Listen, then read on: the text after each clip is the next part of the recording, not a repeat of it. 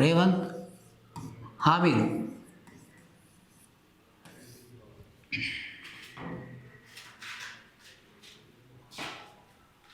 అమలైనవి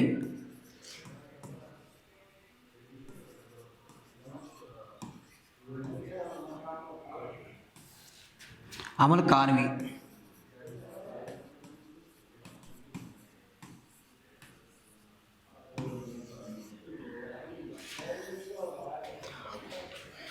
ఒకటి ration card,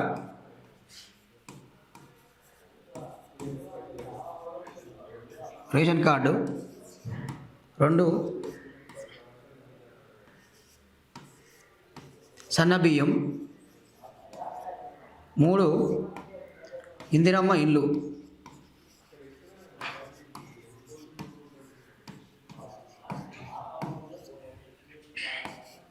నాలుగు free bus. 5 200 యూనిట్లు.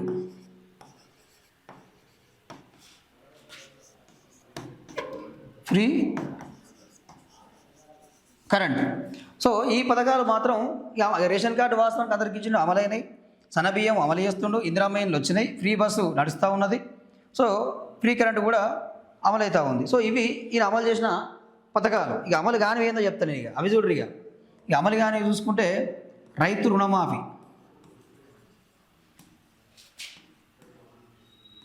రైతు రుణమాఫీ ఇదేంది?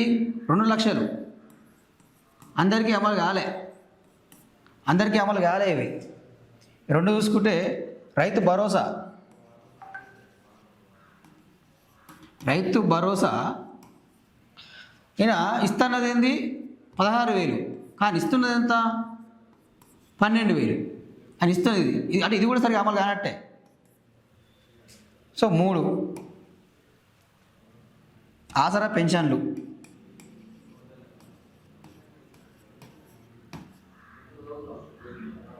ఆసరా పెన్షన్స్ ఇవేమన్నట్టు? నేను 6 వికలాంగులకు 6,000 చేస్తా అన్నాడు, వృద్ధులు 4,000 చేస్తాడు. ఇప్పుడు ఇవి ఎంత వస్తున్నాయి? ఈ 3K వస్తున్నాయి. ఇవి 3K వస్తున్నాయి, వాళ్ళకు వికలాంగులకు 4K వస్తున్నాయి. సో ఇది కూడా సరే అమలు కాలే. సో 4 వచ్చేసి మహిళలకు వీళ్ళకు మామూలు మోసం కాదు. ఒక ఫ్రీ బస్ ఒక నెలకు అమలు అవుతుంది, దానికి కూడా వాళ్ళు మాకు వద్దంటారు. అది దానికి కూడా వాళ్ళకి సో వీళ్ళకి ఏమని చెప్పిండు? వీళ్ళకు మహిళలు ఎవరైనా పెళ్ళి అయితే, కొత్తగా పెళ్ళైన వాళ్ళకి ఏమన్నాడు? తులం బంగారం అని చెప్పిండు. తులం బంగారం. ఇంకోటి ఏమని చెప్పిండు? వీళ్ళకు 2,500 ఇస్తా అని చెప్పిండు మహిళలకు. ఇంకోటి ఏం చెప్పిండు? ఎవరైతే 500కి సిలిండర్ అంటే మర్చిపోతున్నాం, 500కు గ్యాస్ సిలిండర్ అని చెప్పిండు. ఇంకా దీంతోపాటు ఎవరైనా స్టూడెంట్స్ ఉంటే మహిళా స్టూడెంట్స్కు స్కూటీలు. మరి ఇవి ఏమైనా అమలైనయా అంటే ఒక్కటి కూడా అమలు కాలే. తుల బంగారం గోవిందా, అసలు ముచ్చలేదు. 2,500 ఊసే లేదు. అసలు గ్యాస్ సిలిండర్ 500 వస్తుందా? రానే వస్తలేదు. స్కూటీలో మొన్న ప్రకటించండి స్కూటీలు ఇస్తామని చెప్పి విద్యార్థులకు. ఇది ఉమెన్స్ డే రోజు, మరి అయిద్దా కాదు తెలియదు. ఇక నిరుద్యోగులు, ఇది చాలా పెద్ద విషయం. ఇది నిరుద్యోగులకు మామూలు విషయం లేదు. నిరుద్యోగులకు 2 లక్షల ఉద్యోగాలు భర్తీ చేస్తున్నాడు. ఉద్యోగాలు ఇది అమలు లేదు, నోటిఫికేషన్సే లేవు. సో జాబ్ క్యాలెండర్ అన్నాడు, జాబ్ క్యాలెండరు లేదు. ఇక వీళ్ళకి నిరుద్యోగ భృతి అన్నాడు, నిరుద్యోగ భృతి అన్నాడు, అది లేదు. సో ఇది చేసింది. ఇక అమలు కానివి ఇక చెప్పుకోకపోతే ఇక చాలా ఉన్నాయి. ఇక వెలుగు మాటలు, వీళ్ళు కూల్చివేతలు అయితే ఏంది, ఇక ఇరిగేషన్ ప్రాజెక్టులు అయితే ఏంది, ఒక అభివృద్ధి అయితే ఏంది, ఇక ఏమీ లేవు. ఇది రేవంత్ రెడ్డి చేసిన పరిపాలన. ఎంతసేపు ఉన్నా కానీ ఏం చెప్పుకుంటాడు? ఇక ఎంతసేపు ఉన్నా ఈ రేషన్ కార్డు, ఈ సన్నబియ్యం, ఈ ఫ్రీ బస్సు, ఫ్రీ కరెంటు, ఈ పథకాల పేరు చెప్పుకొని ఇక మేము చేసినాం, ఇది మీ రాష్ట్రాన్ని పరిపాలించినాం, మేము చేసినాం అని చెప్పి ఒదికి చెప్పుకుంటా ఉన్నాడు. మనం కొత్త పథకం ఏమైనా ఉందా? కొత్త పథకం ఏమైనా ఉందా రేవంత్ రెడ్డి నువ్వు చేసింది ఏమన్నా?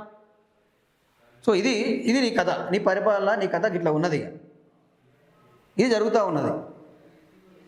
సో ప్రజలారా ఇది ఇక వీళ్ళు ఇక మాట్లాడుతూ ఉన్నారు. ఇక ఏమంటుండే, ఇక గత ప్రభుత్వం అప్పుల కుప్ప చేసి రాష్ట్రాన్ని మాకు అప్పగించింది.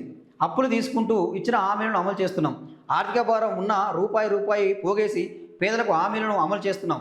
మీరు చేసిన అప్పులకు వడ్డీలు కడుతూ కూడా పేదల అభ్యున్నతి కోసం, వారి మేలు కోసం పనిచేస్తున్నాం. 54 లక్షల కుటుంబాలకు ఫ్రీ కరెంట్ ఇస్తున్నాం. 1.06 కోట్ల కుటుంబాలకు సన్నబియ్యం ఇస్తున్నాం. దేశంలో ఏ రాష్ట్రంలోనే లేని విధంగా సన్నబియ్యం ఇస్తున్నాం. దీన్ని సువర్ణ అక్షరాలతో రాయాలి. 10 ఏళ్లలో బీఆర్ఎస్ ప్రభుత్వం ఎన్ని డబుల్ బెడ్రూమ్ ఇల్లు ఇచ్చింది? మేము ఇచ్చిన హామీ మేరకు 22,500 కోట్లతో ఇందిరమ్మ ఇళ్లను ఇస్తున్నాం. రైతులకు పెట్టుబడి సాయం కింద 9 రోజుల్లో 9,000 కోట్లతో రైతు భరోసా నిధులు వేశామంటూ చూస్తున్నాం. సో ఈయన రైతు భరోసా నిధులు వేసినామని చెప్పేమో బట్టి విక్రమార్క అంటుండు, ఆయన పడ్డయప్పలేదో చెప్పి మీరు రేవంత్ రెడ్డి అంటుండు. సో ఇక్కడ ఇది విషయం అండి. సో పెట్టుబడి సాయం కింద మీరు ఇస్తున్నది ఎంత? మీరు ఇస్తున్నది ఎంత? 16,000 రూపాయలు. కానీ మీరు ఇప్పుడు ఇస్తున్నది ఎంత? 12,000 రూపాయలు. అందులో కూడా చాలా కోతలు పెట్టి సాగు భూములకి ఇస్తామని చెప్పి, సరే సాగు భూములకి వేయండి. దాంట్లో మీరు ఏం చెప్పారు? రైతు భరోసా కింద ఏమన్నారు? లిమిట్ పెడతామని చెప్పారు. 10 ఎకరాల 15 ఎకరాల, ఆ లిమిటే లేదు, అందరికీ ఇస్తామని చెప్తా ఉన్నారు. సో ఇది ఒక మోసం మళ్ళీ.